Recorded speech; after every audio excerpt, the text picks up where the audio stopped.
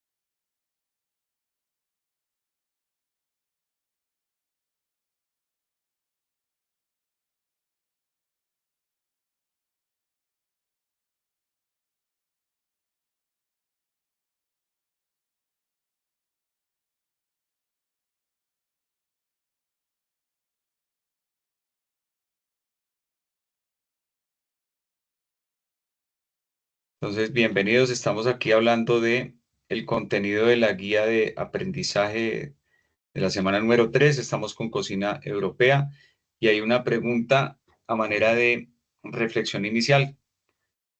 ¿Cuál es la preparación que conoce la gastronomía europea? Esta es una pregunta introductoria, es un ejercicio que no es calificable, pero es importante para que nos dé paso al debate. En este caso está conectado, veo a Sergio Leal. Sergio, bienvenido y tiene un par de minutos para que conteste esto mediante el chat y desde dónde se conecta. ¿Me escucha bien? Sí, sí, profe, buenos días. Ya realizó la actividad. Listo, Sergio, atento quedo.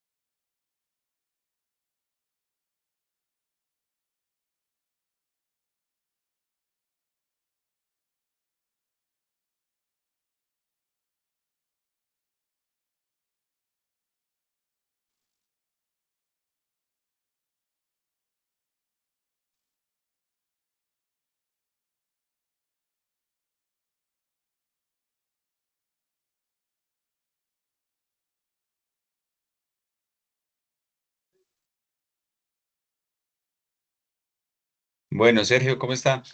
Había como una falla en el internet, pero aquí estoy nuevamente. Entonces la pregunta, pues, lo que le decía es, ¿cuál es la preparación que conoce la gastronomía europea? De pronto alguna preparación italiana, de Francia, de España, alguna que le llame la atención, ¿me escucha? Sí, sí, profe, esto sí, una que me llama la atención, pues no sé pronunciarla ni nada, pero es la ratatouille.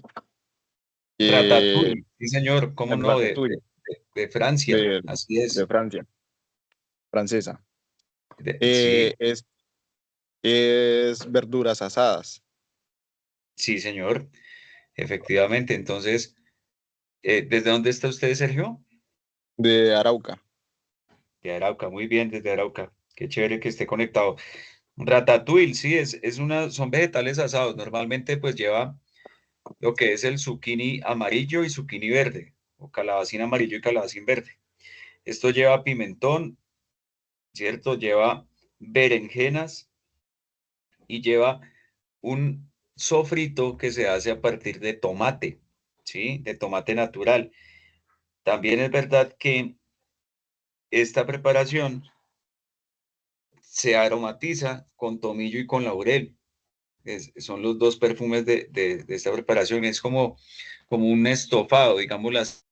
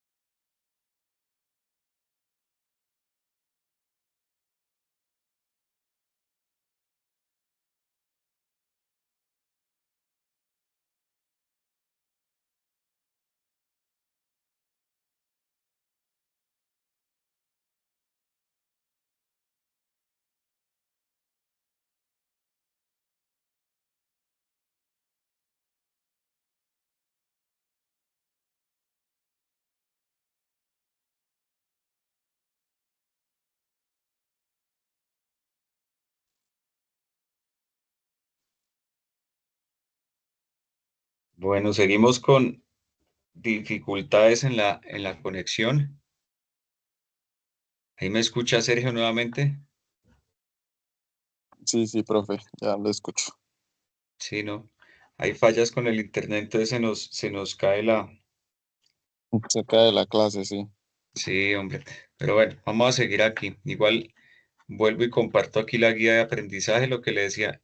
En esta guía siempre hay unas preguntas de reflexión inicial, las cuales debe contestarlas. No, ese ejercicio no es calificable, pero pues sí lo lleva uno como a investigar un poco más acerca de, en este caso, de la gastronomía europea.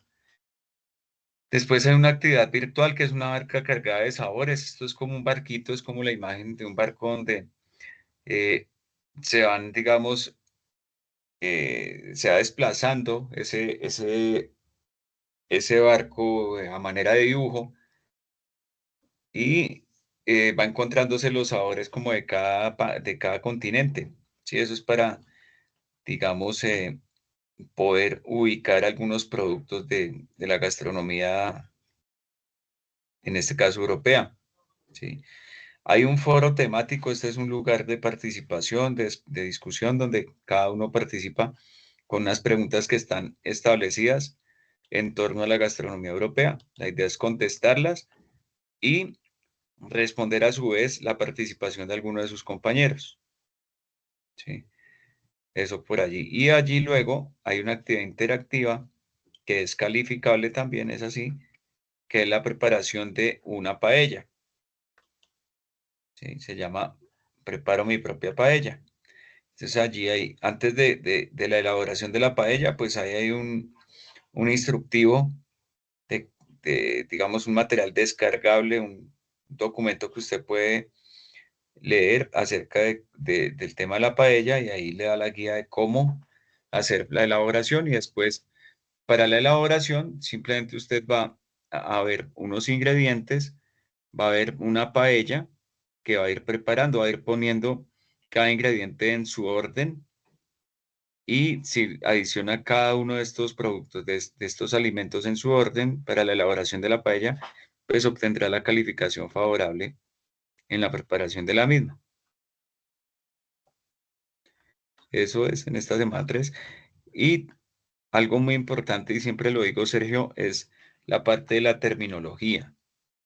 Los productos que aparecen acá, los nombres de algunas cosas que uno no conoce, ¿sí? Entonces, la idea es que esto, por ejemplo, le aparece blinis. Supongamos que dentro de la, digamos que dentro de la terminología le aparece la palabra blinis, ya aquí en esta parte final de la guía de aprendizaje que estábamos viendo, en esta parte ya final de lo que es terminología. Entonces, usted dice, bueno, pero aquí dice torta cuyo ingrediente principal es la harina. Entonces, es una descripción general, pero la idea es que ustedes cojan estos términos y los consulten en la bibliografía que tenemos o en uno de los buscadores de internet, en fin.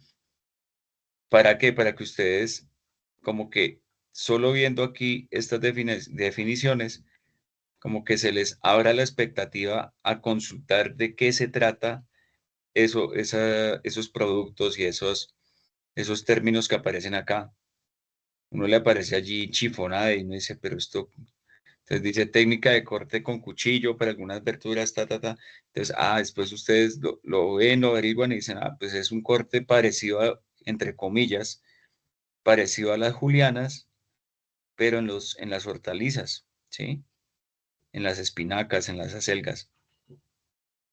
Entonces, por eso digo yo, esta parte también no se puede dejar por desapercibida, o sea, dejarla ahí como que no se observa ni nada, porque a pesar que no es un ejercicio calificable, sí opino que aporta bastante.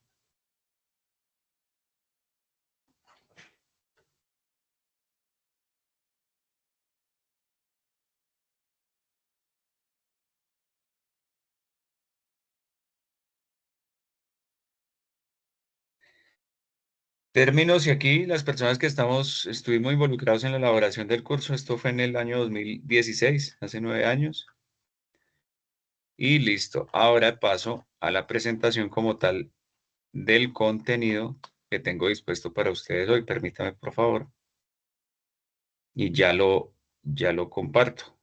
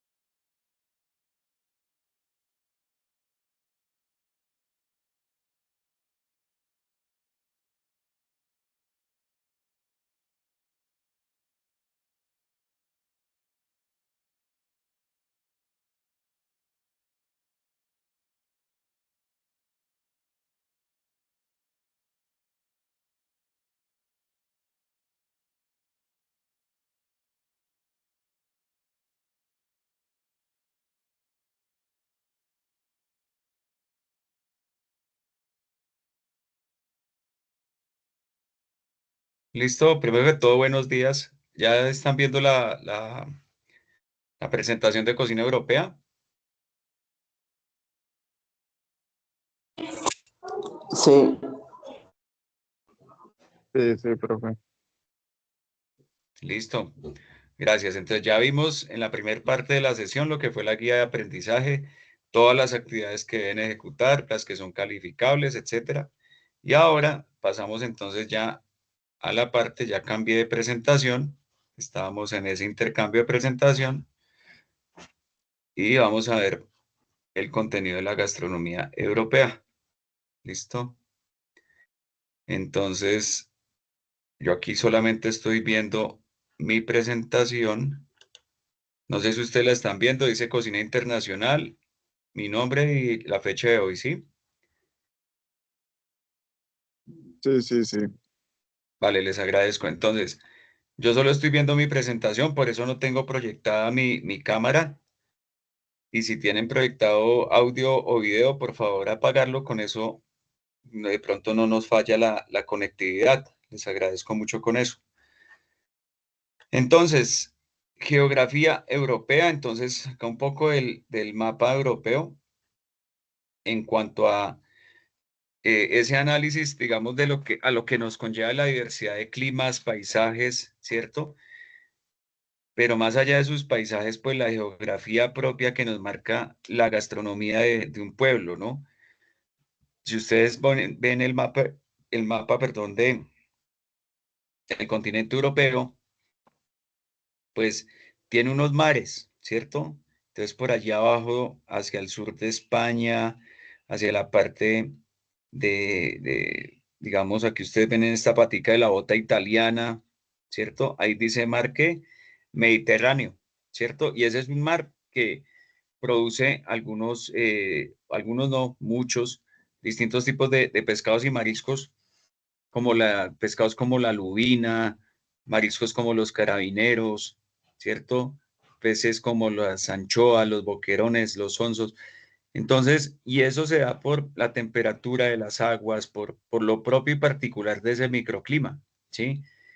Pero hay otro mar que ustedes lo ven, esos mares del norte, entonces ya vemos en la parte más alta de la imagen, por ahí aparece Noruega, por ahí aparece Suecia, ¿sí?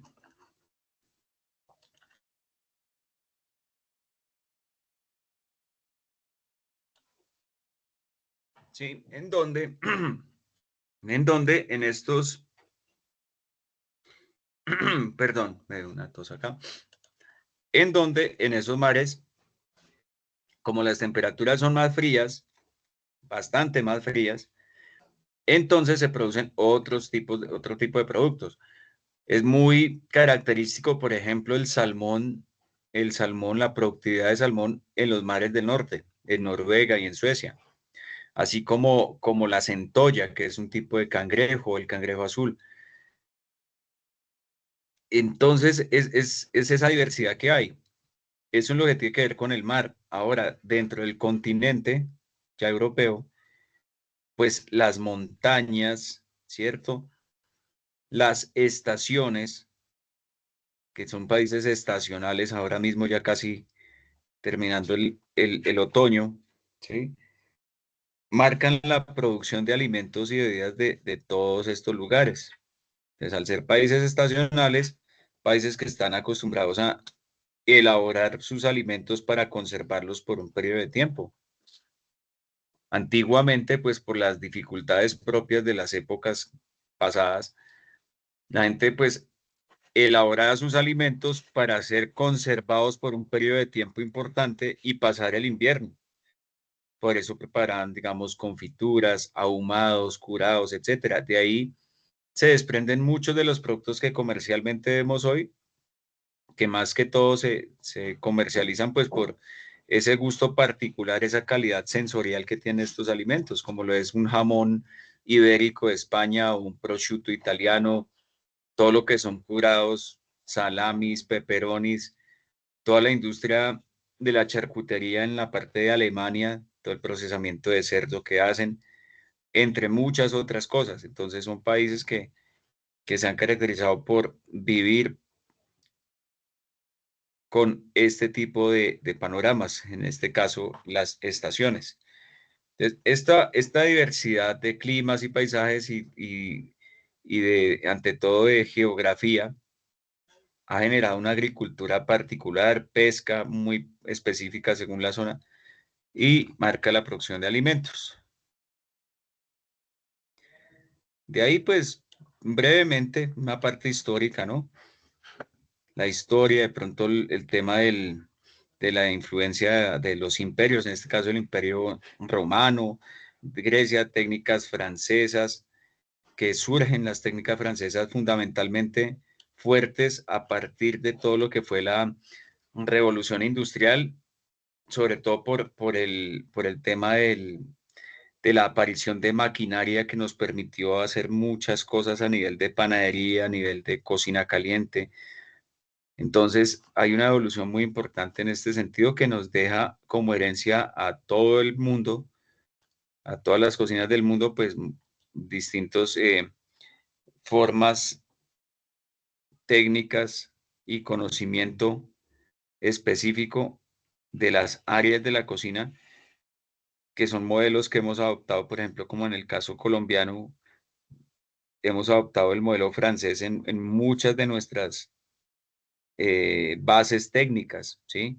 Así estemos haciendo cocina colombiana o cocina de algún otro lugar del mundo, independiente de la cocina que estemos haciendo, nuestros procesos, vuelvo y digo, no todos, pero algunos suelen ser ajustados a las técnicas que nos enseñaron eh, los cocineros franceses, ¿sí? Eso mencionando Francia. Ahora, si pasamos de manera evolutiva hacia el tiempo más cercano, están cocinas como la cocina española, que tienen una importancia muy grande en las cocinas del mundo, por el número de restaurantes con estrellas Michelin, que es una clasificación de restaurantes de alto nivel, por la diversidad que tiene España, por su cocina propia, así sea España un solo país, tiene una gastronomía muy marcada en el norte, distinta, pero también excelente en la parte de Cataluña, hacia Barcelona, también diferente, pero marcada por lo mismo, culturas y procesos que han tenido históricos, la cocina del sur en Andalucía, Sevilla, etcétera, donde esa influencia árabe, donde toda esa influencia de todas esas distintas migraciones que han ido sucediendo, pues marcan un estilo gastronómico, ¿sí?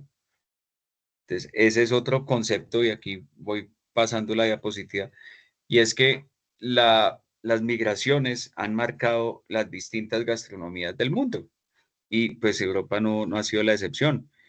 Por ahí veíamos en el mapa de Italia y ahorita vamos a ver unos platos muy típicos, muy específicos de allí. E Italia, pues, dice uno el tema de la pasta, pero la pasta la inventan en Asia y los asiáticos le enseñan a Italia cómo hacer pasta por medio de Marco Polo y sus viajes, pero pues llevan años haciendo pasta y ya migra a Italia y en Italia la cogen y la adoptan como propia, generan una transformación, digamos, en formas, en salsas, en el uso del tomate, bueno, una cantidad de elementos que terminan volviéndolo el producto ícono de Italia, el producto más vistoso de Italia, junto con otros, parte de pronto la pizza, el carpaccio, en fin, pero la pasta es sinónimo de Italia, ¿sí? Entonces, esas influencias, ¿no? Aquí como vemos, como dice el título de la diapositiva, influencia de Roma y Grecia en la alimentación occidental, ¿sí?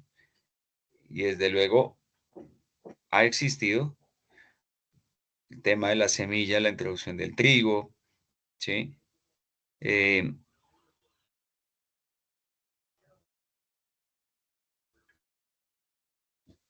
tienen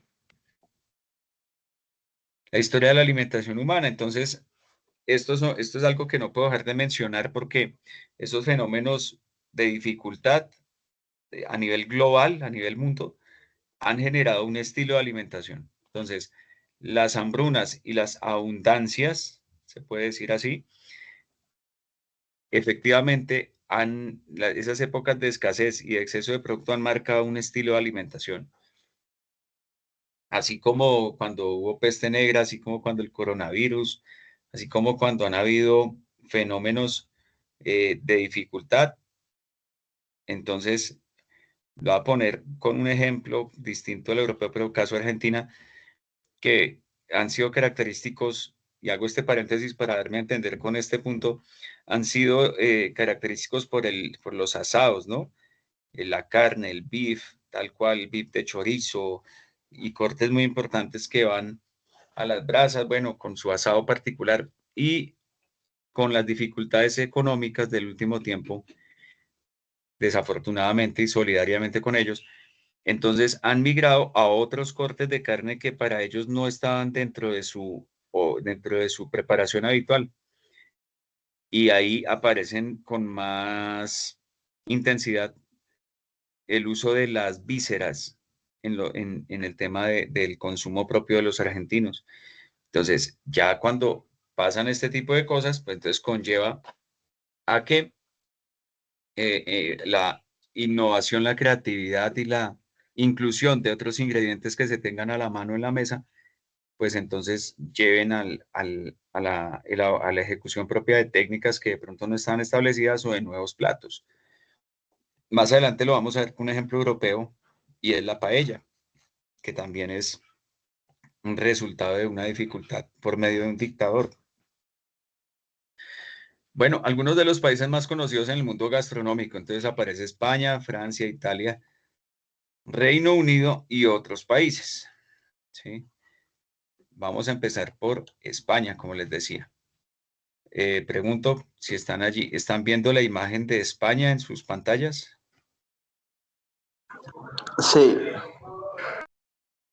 Perfecto. Entonces, aquí aparecen tres platos de característica plato fuerte y más que unos platos, un concepto. Y eso es una forma de vida, también pienso yo, que es el tema de las tapas y montaditos. Ya voy a empezar por ellos. Pero bueno, hablemos de sus productos, los más conocidos dentro de sus materias primas que utilizan. Está el aceite de oliva, el jamón ibérico, los vinos, queso de cabra y oveja, los frutos del mar, el azafrán, dentro de los platos más populares. Entonces, empiezo por las tapas y montaditos, son unos pequeños bocados de comida muy gustosos siempre, suelen ser bien decorados, de combinaciones desde los frutos del mar hasta los cárnicos, pasando por los vegetales, entre otros, diseñados en su momento para consumir alcohol. En el momento que se estaba tomando alguien una copa de vino, entonces le pasaban un alimento pequeño, pequeño, de un sabor muy contundente, que la gente normalmente lo ponía sobre, sobre la boca del vaso o la boca de la copa. Y por eso se llamaban tapas. Entonces tapaban, digamos, el vaso o la copa con este alimento, ¿sí? Entonces, viene de hace muchos años. Eh, Según la zona del país, según la zona donde se esté de España, van a ser más populares unos productos o los otros. Estamos en Galicia, por ejemplo, al norte, vamos a tener eh, una, una presencia muy importante, por ejemplo, del del pulpo a la gallega, ¿sí? Vuelto tapa. Entonces, pero si estamos en Barcelona, puede llegar a aparecer el pan tumaca, el pan con tomate, ¿sí? Y es una tapita también, ¿sí? Cada una de las zonas de España, pues tienen eso específico de sus sabores que conllevan a la generación de unas tapas también. Hay pinchos, hay montaditos, entonces trozos de pan que llevan un elemento encima, vuelvo y digo, muy bien sazonado, decorado y demás. Son los montaditos, están los pinchos, estos palillos que llevan distintos productos. O como tal está el mini plato elaborado, ¿sí? Que tiene una cantidad menor apenas para que sea un pasante del consumo de algún tipo de licor. Normalmente de cerveza, que ellos le llaman caña, o una copa de vino, o un whisky, o un vermut, bueno, tantos diferentes vinos y licores que existen en el mundo. Bien, los callos a la madrileña. Este es un buen ejemplo del uso de las vísceras, ¿no? Esa parte del callo de la vaca, ¿no? Uno de sus estómagos. Entonces, con un sofrito muy contundente con pimentón, con ajo, con pimiento choricero, desde luego con chorizo también, ¿sí? Entonces es un plato muy conocido. La paella, que nace a partir de esa paella que le denominamos valenciana, que no es precisamente la de la imagen. Esta es una paella de mariscos, tal cual. Pero la paella, que se le denomina valenciana, pues parte de tres productos principales en el tema de la proteína, y son el caracol, o los caracoles, pues, el pollo y el conejo. Y uno dirá, pero los frutos del mar, y venga, eso no lleva costilla de cerdo y tal. Después aparecieron muchas variaciones, pero la paella valenciana tenía esos productos. ¿Por qué motivo? La gente criaba pollos y algunos cazaban conejos o tenían conejos y caminaban hasta la orilla del mar y cogían caracol, ¿sí? Estas son zonas de mar y de montaña. Son paisajes muy bonitos y muy característicos. Y era todo lo que podían coger y tenían a la mano porque estaban en medio de una dictadura y era peligroso desplazarse hasta otros lugares, hasta centros de abasto, hasta pueblos y demás. Y esto, pues, con esas tres proteínas más el elemento principal de la paella, el cereal propio de la paella, ¿cuál es? El arroz, ¿cierto? Arroz más todos estos productos más vegetales, un salteado de tomate, pues generaron la paella. Pasa la dictadura y ya luego se incluyen productos como los mariscos, ya vendiéndoselo a los turistas propiamente dicho. De pronto le cambian el color o complementan, no le cambian, sino sacan un color nuevo de paella, una paella negra, que se le pone tinta de calamar también. Entonces es otro estilo de paella también, ¿cierto? Entonces es como eso, es lo que les decía, esas dificultades geopolíticas que a veces conllevan a la generación de ciertos productos. El cochinillo de Segovia, ese cerdo de menor tamaño, muy joven, de una edad muy mínima aún, pero en términos gastronómicos, pues, producto muy gustoso, de muy, muy buen sabor, muy blando adentro, crujiente afuera, ¿sí? Entonces, es producto que se hace en horno de leña, que lo manejan desde luego principalmente en la ciudad de Segovia, pero restaurantes como el más antiguo del mundo en Madrid, que está en Madrid, es el más antiguo del mundo del Botín, venden allá cochinillo, efectivamente, hecho de la manera tradicional. Pasamos a Francia, pasamos a Francia. Quiero saber si están viendo la presentación en este momento.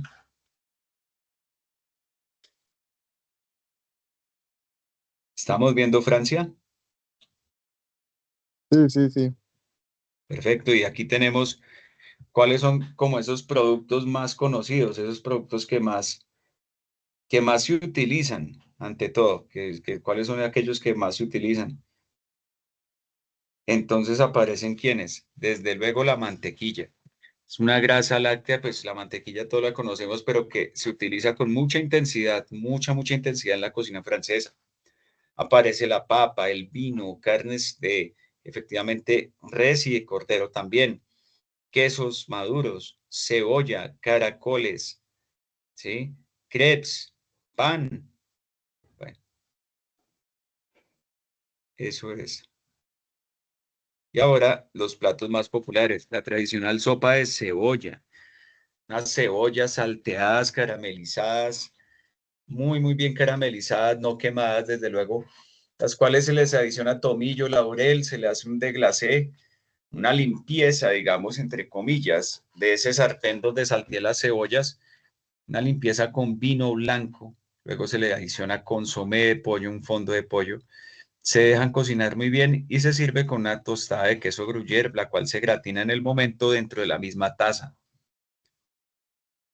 Un producto muy agradable en sabores y muy tradicional también. El guigot de cordero, esta parte del cordero que tiene hueso, una salsa de vino tinto que queda muy blando en esa cocción que se hace, se sirve sobre un puré de papa. Los escargots bourguignon, esos caracoles que llevan una mantequilla con mostaza Dijon, perejil, con ajo y sal y pimienta. ¿sí? Y postres como la crème brûlée.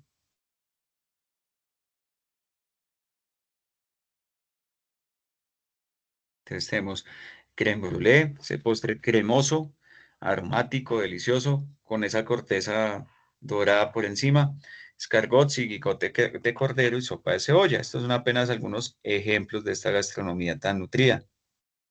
Pasamos a Italia. Dentro de sus productos más conocidos, desde luego la pasta, como lo hablábamos hace un momento, el tomate, el vino, el risotto, muy importante, grano de arroz también que utilizamos allí en Italia y en todo el mundo se hace desde luego, pero pues nos lo enseñan los italianos.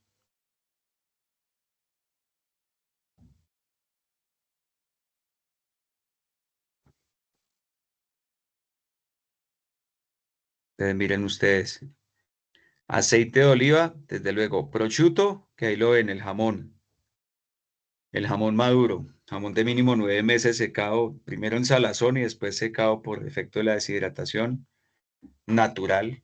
¿Sí? El café, los italianos toman muy buen café y son el top en el mundo de la fabricación de máquinas que preparen café. Los primeros que diseñaron máquinas de preparación de café están en Italia.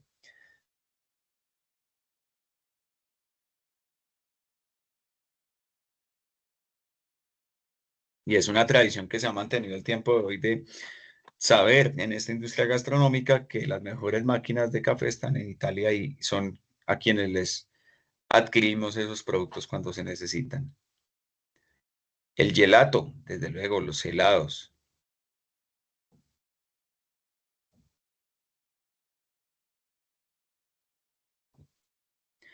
Vitelo tonato.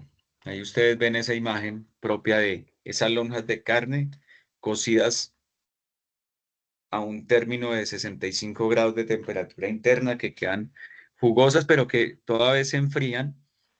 Normalmente esto se hace con muchacho, se puede hacer con alguna otra posta de carne, pero con muchacho funciona muy bien. Después, ¿qué hacemos? Tajamos unas lonjas muy delgadas y servimos con una mayonesa de atún. El atún de lata junto con una mayonesa que se puede hacer natural, una mayonesa casera natural con yemas de huevo, zumo de limón, aceite de oliva y aceite vegetal y sal y pimienta, algo de vinagre blanco, se genera una mayonesa. Entonces, esa mayonesa que ya después está lograda, la procesamos junto con atún. Hacemos una mayonesa de atún.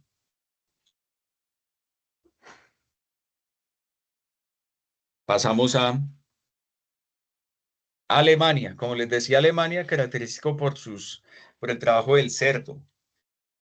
¿Cierto? La charcutería, el codillo de cerdo, el pan famoso que se llama pretzel, las salchichas de distintos tamaños y maneras, el chucrut, que es un repollo fermentado con una acidez muy importante y que también es favorable para la activación de la flora microbiana en el ser humano.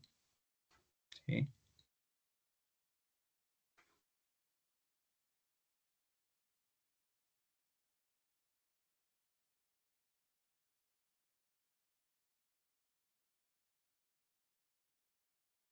Entonces, fíjense ustedes de Alemania y todo lo que tienen, aquí a manera de ejemplo, ¿no? Porque pues desde luego tiene otros productos también, pero son muy fuertes en el procesamiento del cerdo, hay que decirlo. Aparece aquí Reino Unido, sus productos más conocidos son charcutería, cerveza, diferentes cortes de cerdo, harinas de diferentes cereales también. Y aquí vemos unos platos muy típicos, el fish and chips, aquí en la parte izquierda de sus pantallas, ese pescado frito, pescado rebozado y frito servido con papas. Sí, una salsa, una mayonesa, una tártara. ¿M? Los haggis es una forma de hacer relleno. Los intestinos del cordero. Eso. El desayuno inglés, el English breakfast, con las salchichas tradicionales que son levemente perfumadas con nuez moscada, suficientes lonjas de tocineta o tocino, tomates grillados, huevos fritos, las alubias, ¿cierto? O los frijoles blanquillo, ¿no? Guisados atomatados. Y acá en este caso menciono un licor, la ginebra.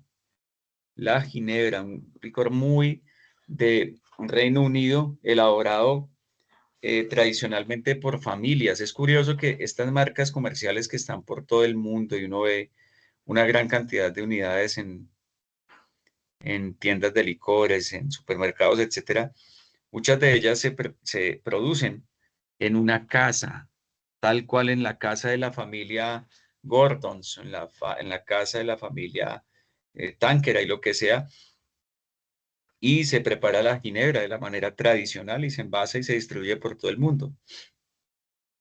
¿Sí? Es un licor muy, muy interesante. Y aquí en otros países, aquí tenemos el generalizado, grábense esto muy bien, muchachos, vean. Europa, ¿cuál es como su línea, digamos, su patrón de comportamiento? Generalizado consumo del vino y quesos, sea cual sea el caso del vino, según el país. Si estoy en Portugal, pues entonces va a ser un Madeira, y si estoy en Francia va a ser un Bordeaux, un Cabernet. Bueno, si estoy en España va a ser un Albariño, por ejemplo. Entonces son distintos tipos de cepa de uva. Vino y quesos, consumo generalizado en Europa. Pescados y mariscos, vegetales frescos y cocidos. Conservas acorde a la estación de cada país. Conservas de...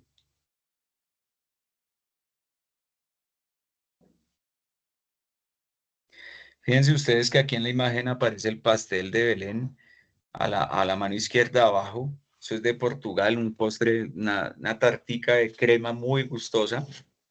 Sobre ella se ve como una lasaña, pero esto se llama musaca. La hacen en Grecia, la hacen también en algunos países de árabes.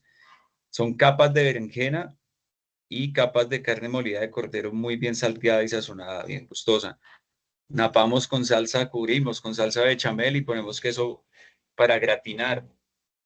Es la famosa musaca ahí en la mitad de esa ollita con los trocitos de pan y queso. Eso es de Suiza, se llama fundi o fondue, cualquiera de los dos. Listo. Mínimo tres quesos maduros fundidos en la mesa, servidos con trozos de pan que se introducen allí en esta olla. Esa olla se le conoce como el kakelon.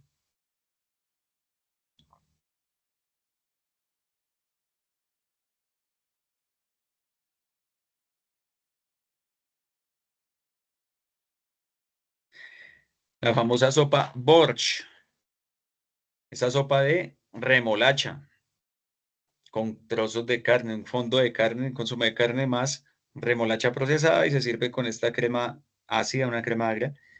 Sobre ella se ve un salmón y como con unas hojitas verdes encima. Esto se llama gravlax y es un salmón curado que se deja con sal y con azúcar por unos días, se prensa, se elimina el contenido de humedad, ¿sí? Y se sirven estas lonjas muy delgaditas conocidas como gravlax. Y en la parte de los países como Lituania, Letonia y Estonia, aquí vemos una lengua con unas arvejitas. Esto es muy común en Letonia, ¿sí? Entonces es por eso que,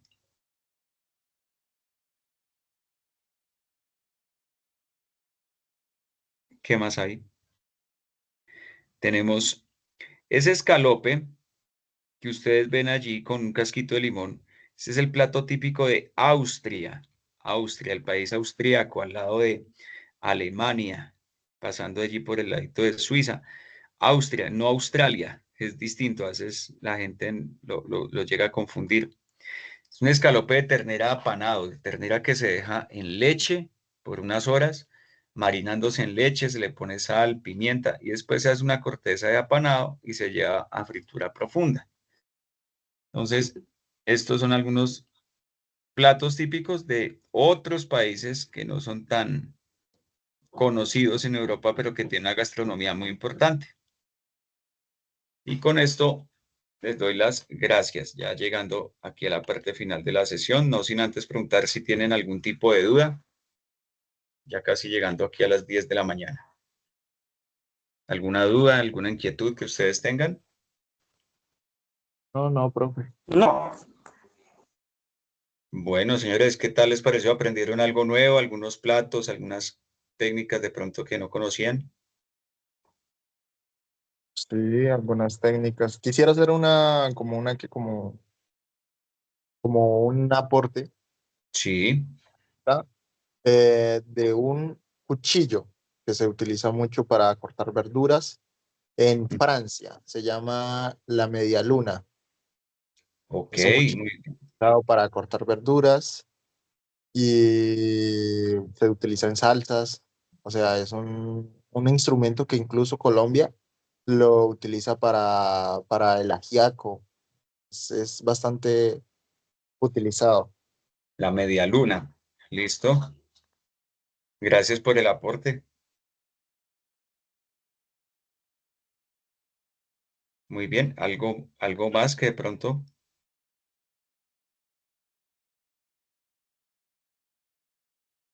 No, no sería más. Bueno, Sergio. Gracias, Sergio y César, por haberse conectado. Aquellos que de pronto no pudieron, pues bueno, pueden escuchar esta grabación de la sesión que queda publicada un día después de la ejecución de la misma.